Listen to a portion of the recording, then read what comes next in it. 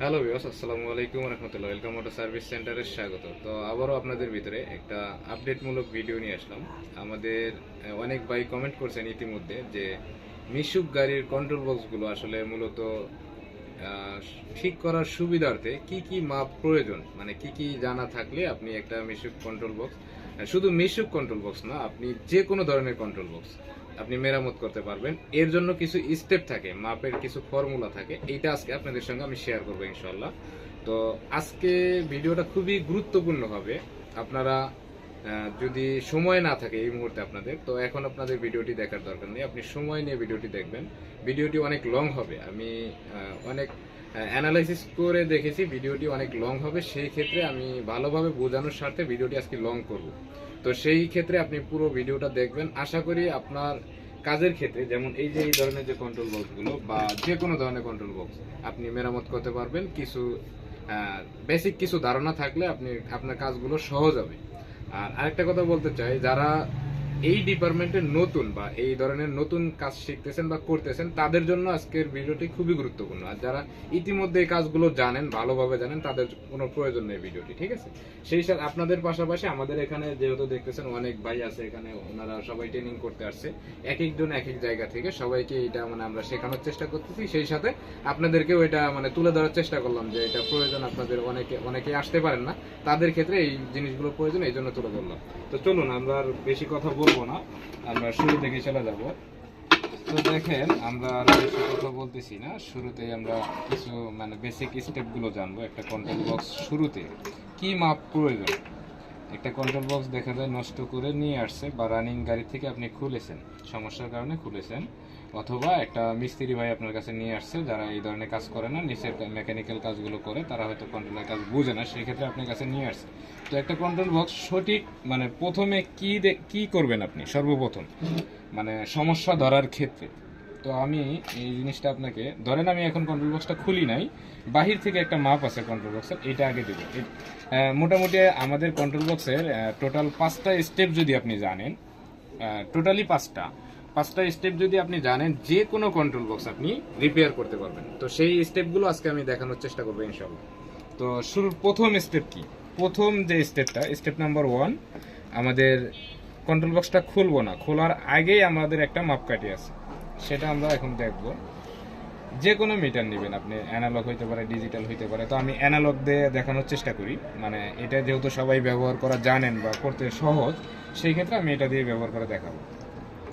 আমাদের মিটারটা X1K-তে সিলেক্ট থাকবে, X1K সিলেক্ট রাখার পরে মিটারটা টাইমিংটা আমরা মেজারমেন্ট করে নিব। দেখেন, এই দুইটা প্রুফ যদি আমরা একসঙ্গে করি, তো আমাদের মিটারটা এরকম দেখাবে, তাহলে আমাদের মিটারটা ঠিক আছে। যদি একটু কম বেশি থাকে, আমরা এই যে এই টুইনিং, এইটার মাধ্যমে আমরা টুইনিং করে নিব। আচ্ছা, তো প্রথমত নাম্বার 1 যে স্টেপ, তো এইটা আমাদের শুরুতে আমরা ধরেন খুলি নাই, এটা বাহির থেকে আমরা একটা মাপ দেব, প্রাথমিক প্রথম স্টেপ। এইটা আমাদের নেগেটিভ টার্মিনাল, কন্ট্রোল বক্সের 48 ভোল্টের মেইন নেগেটিভ টার্মিনাল। তো আমরা নেগেটিভে আমাদের মিটারের নেগেটিভ প্রুফ ধরব। ধরার পরে এই যে আমাদের 3 ফেজ যে 3টা লাইন আছে, 3টা লাইনে আমরা 3বার শো করাবো পজিটিভ প্রুফ দিয়ে। আমরা যেহেতু নেগেটিভ এখানে ধরছি, পজিটিভ প্রুফ এখানে ধরব। আমাদের কোথায় দেখাচ্ছে কাটাটা, দেখেন 2 এবং 3-এর মানে 2-এর কাছাকাছি বেশি। তো এইখানে যদি থাকে, তো মোটামুটি আমাদের এই স্টেপটা ঠিক আছে, এই ফেসটা। তো আমাদের আরেকটা ফেসে আমরা ধরবো, কোথায় আছে, সেম জায়গায় আছে, সেম, তার মানে এইটাও ঠিক আছে।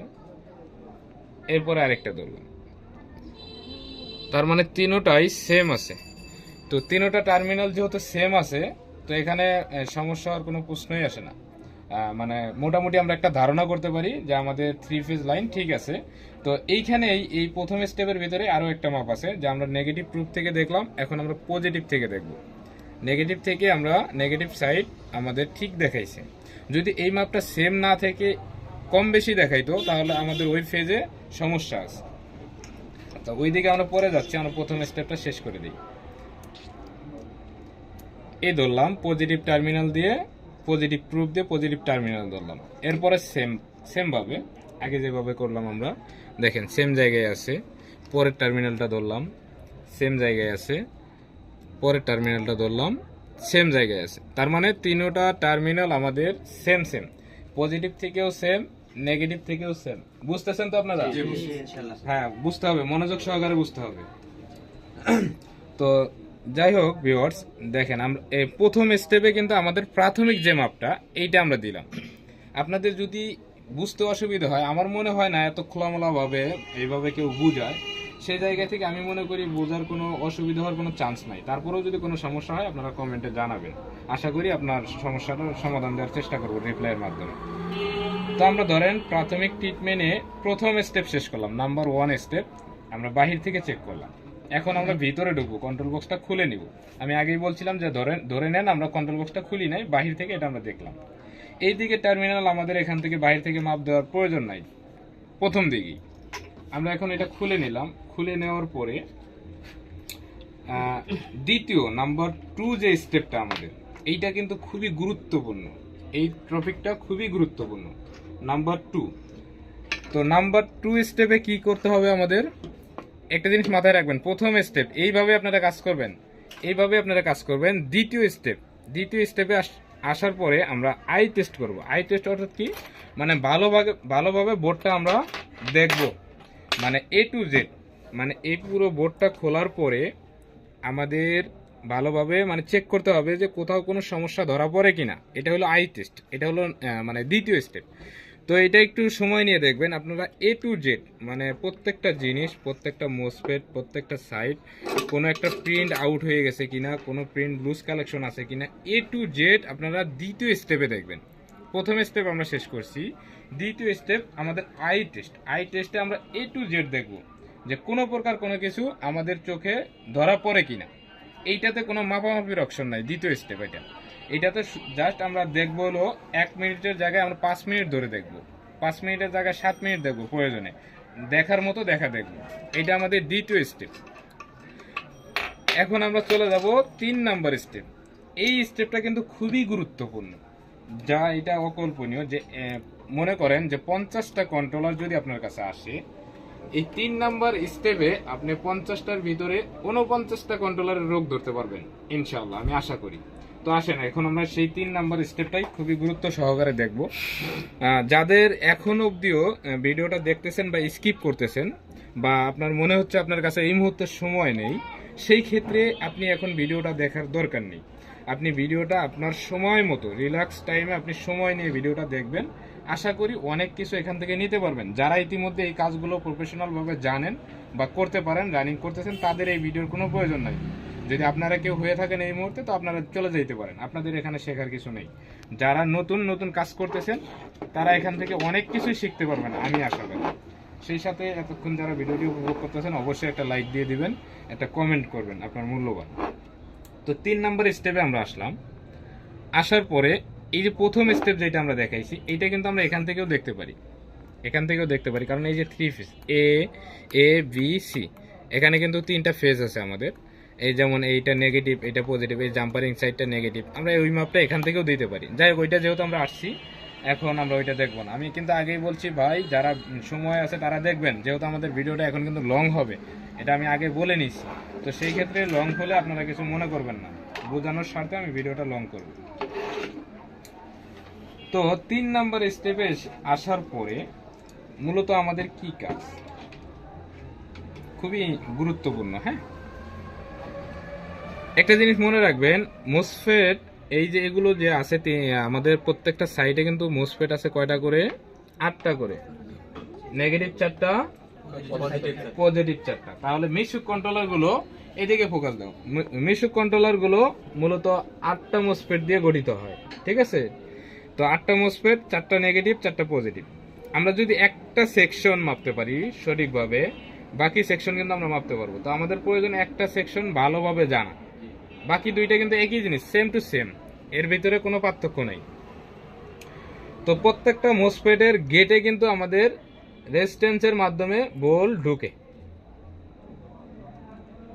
রেজিস্ট্যান্সের মাধ্যমে ভোল্ট ঢুকে, আউট হয় কি দিয়ে, সোর্স দিয়ে, তাই না? তো আমরা রেজিস্টারের মাধ্যমে যে বললো, আমরা এখন 3 নাম্বার স্টেপে কিন্তু এখানে মোসফেট খোলা ছাড়াই আমাদের গেটের যে মানটা এটা ঠিক আছে কিনা আমরা বুঝতে পারবো।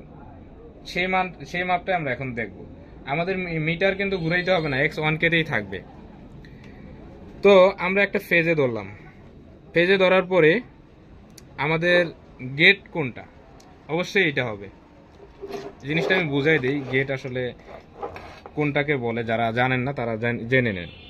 এই যে দেখেন এখানে কিন্তু 100 নাম্বার রেজিস্ট্যান্স আছে, 100 নাম্বার। হ্যাঁ, এগুলো ফিউজেবলের কাজ করে, মানে ফিউজের মতো, এক ধরনের ফিউজ এগুলো। হ্যাঁ, তো এইটা থেকে এই দেখেন পিনটা দিয়ে মোসফেটের কোথায় ঢুকছে, গেটে ঢুকছে।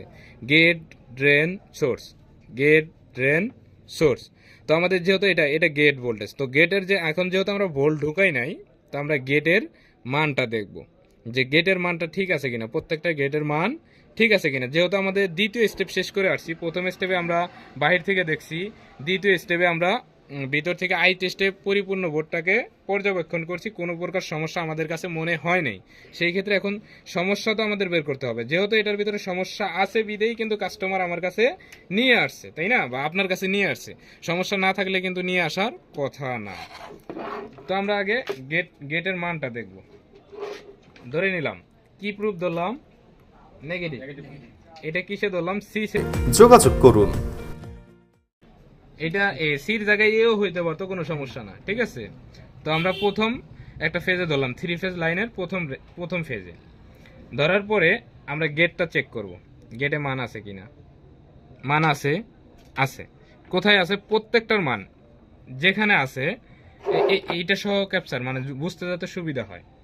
একটু হাইট, হ্যাঁ, এই যে গেটের প্রথম টার্মিনালে ধরলাম, আমাদের মানটা কোথায় দেখাইছে, 5 ডাউন। হ্যাঁ, 5 ডাউন না, 5 ডাউন। তো এইখানে আমাদের প্রত্যেকটা গেটের মানটা থাকতে হবে। পরেরটা দেখলাম, ঠিক আছে, পরেরটা দেখলাম, ঠিক আছে, পরেরটা দেখলাম, ঠিক আছে। তার মানে আমাদের এই গেটের মানটা ঠিক আছে। তো এই সেকশনটা দেখার জন্য আমরা নেগেটিভ এখানে ধরলাম, এটার সাথে এটা মিলতে হবে। যদি কম বেশি থাকে যেটা, ওইটা প্রবলেম। দেখলাম সেম আছে, সেম আছে, সেম আছে, সেম আছে। আরে ভাই, আজকে যারা ভিডিওটা মিস বা স্কিপ করতেছেন, আসলে এখান থেকে আপনাদের অনেক কিছু নেয়ার আছে আমি মনে করি, যারা নতুন। কারণ যেভাবে আমরা প্রফেশনাল ভাবে সবাইকে কাজ শিখিয়ে আসতেছি সুনামের সঙ্গে, এই যেভাবে শিখাই সেই সেম ভাবেই কিন্তু আপনাদেরকে দেখানো হচ্ছে। কারণ অনেকেই আছেন আসতে পারেন না, সেটা অনেক কারণ থাকতে পারে।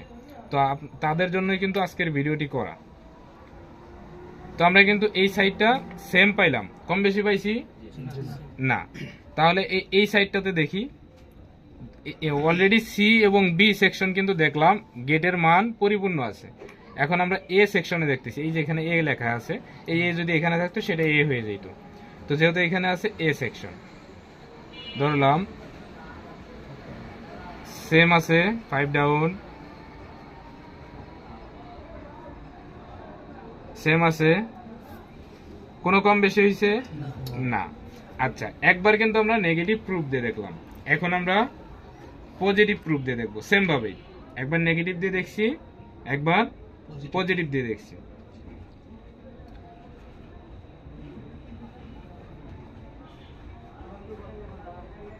কোথায় আছে, 3-তে আছে।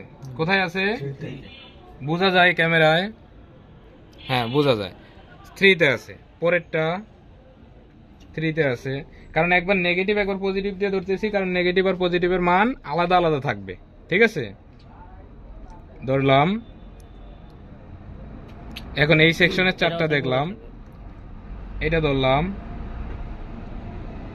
এটা ধরলাম, মানে প্রত্যেকটার গেট কিন্তু আমরা চেক করতেছি। একবার নেগেটিভ দিয়ে চেক করছি, এবার পজিটিভ দিয়ে দেখতেছি।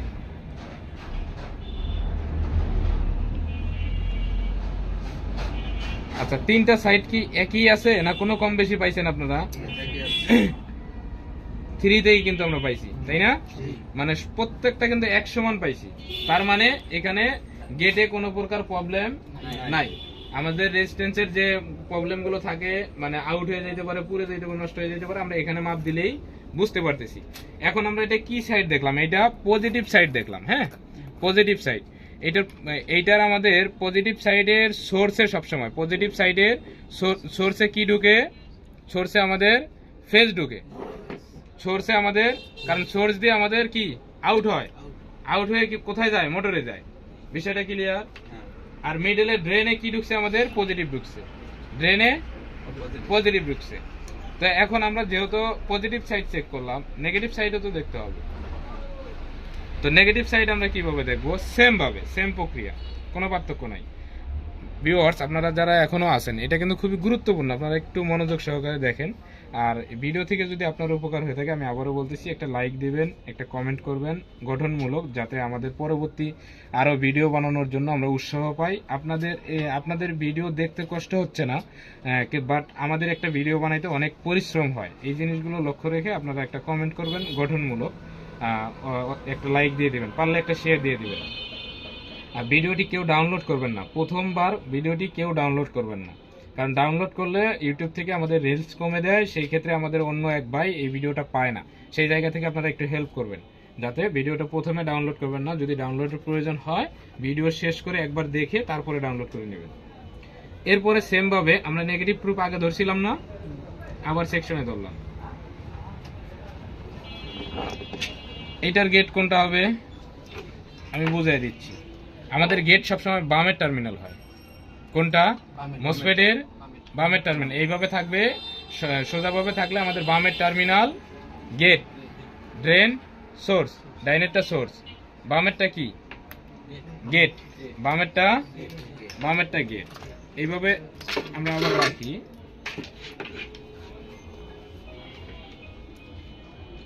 বামেরটা যেহেতু উল্টাই নিছি, এখন ডাইনেরটা গেট, তাই তো? ধরলাম, এই যে গেটটা মাপ দেব, কোথায় আছে? 10-এর নিচে। 10-এর নিচে। কোথায় আছে? 10-এর নিচে। কোথায় আছে? 10-এর নিচে। কোথায় আছে? 10-এর নিচে। কোথায় আছে? 10-এর নিচে। এই সেকশন আমরা পাইলাম কি? নেগেটিভ দিয়ে 10-এর নিচে, তাই তো? এই সেকশনে দেখব। সরি, আমি সোর্সে ধরে ফেলছিলাম। কোথায় আছে? 10-এর নিচে। কোথায় আছে? 10-এর নিচে। কোথায় আছে? 10-এর নিচে। কোথায় আছে? 10-এর নিচে, মানে 10 আর 20-এর মিডল পর্যায়ে। 10 আর 20-এর মিডল পর্যায়ে। এই যে এখানে আবার ধরে দেখাই, মিডল পর্যায়ে, ঠিক আছে? এখন এই সেকশনে সেম আছে, তো এখন এই সেকশন দেখব। সেম জায়গায় আছে, সেম জায়গায় আছে, সেম জায়গায় আছে, সেম জায়গায় আছে, সেম। মানে কোনো পার্থক্য পাইছেন আপনারা? এইখানে যদি আমরা পার্থক্য পাইতাম, তার মানে ওই সেকশনটাতে আমার প্রবলেম আছে, কোনো না কোনো প্রবলেম আছে। প্রবলেম কি আছে ওইটা আমরা পরে যাব। আগে আমাদের রোগ বের করতে হবে, ঔষধ পরে দিতে হবে, তাই তো? আগে রোগ বের করতে হবে। রোগ বের করার জন্য এটা কত নাম্বার স্টেপ? 3 number 3 step. এটা 3 স্টেপ। যে কাজটা এখনো দেখানো হচ্ছে, যে মাপটা দেখাইতেছি, এটা 3 স্টেপ। 3 নাম্বার স্টেপ কিন্তু এখন আমাদের শেষ হয় নাই, কারণ এইটাতেই ম্যাক্সিমাম রোগ ধরা পড়বে। তো আমরা 3 নাম্বার স্টেপে আরো কিছু মাপ আছে। এটা কিন্তু আমরা ড্রাইভার সেকশনের মাপ দিলাম। কি সেকশন? Driver section. এখন পাওয়ার সেকশনও কিন্তু আমাদের মাপতে হবে 3 নাম্বার স্টেপের ভিতরেই, কারণ এরপরে 2টা স্টেপ আছে, চতুর্থ এবং পঞ্চম।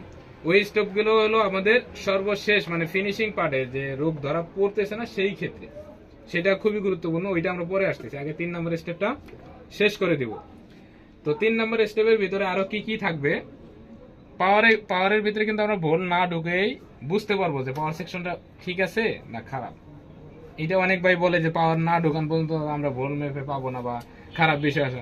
আসলে না, স্টেপগুলো যদি আপনি জানেন, সেই ক্ষেত্রে আপনি পাওয়ার না ঢুকায়ও মানে ঠিক আছে কিনা এটা বুঝতে পারবেন।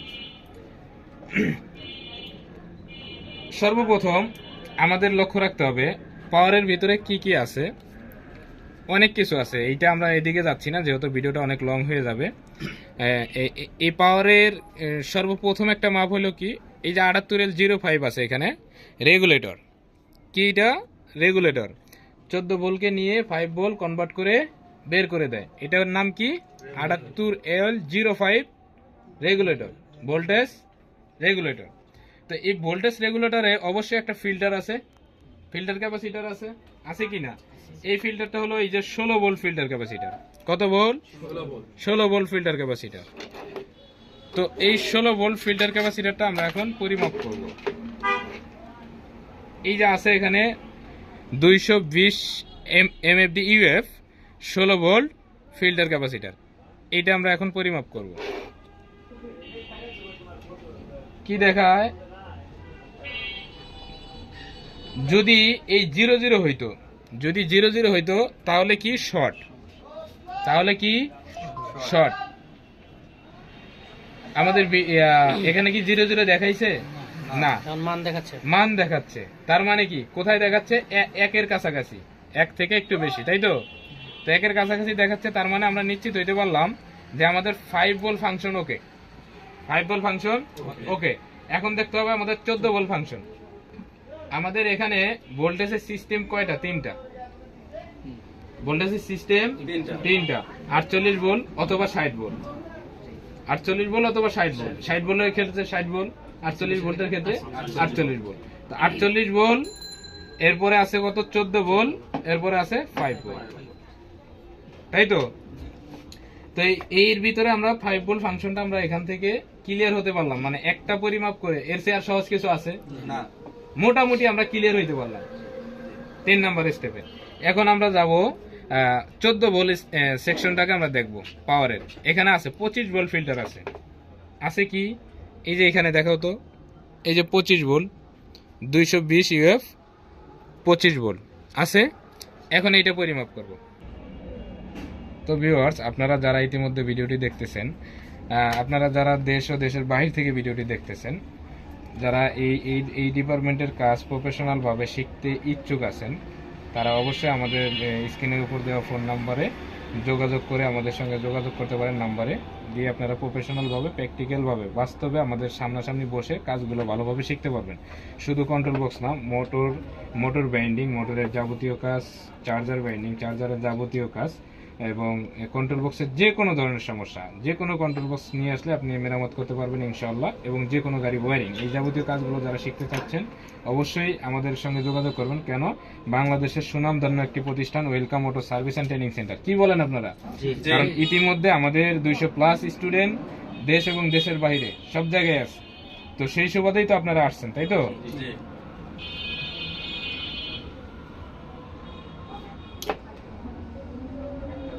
দেখেন এখন কিন্তু এটা কি দেখাইতেছে? কি দেখাইতেছে? 0। অর্থাৎ কি?